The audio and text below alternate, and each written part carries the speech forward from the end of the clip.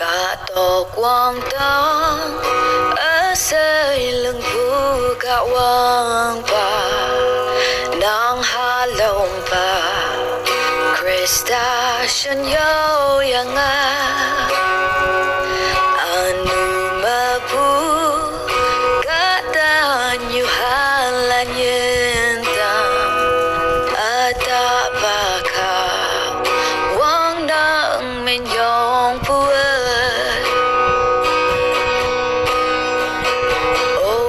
sunang ya yang ngan wong hang sen mai pu ai chen se sang hai bong pu wen tu lan da sai ma pu yen tam pu chi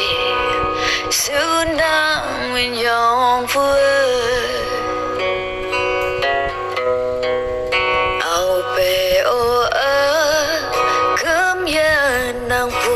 kahwangpa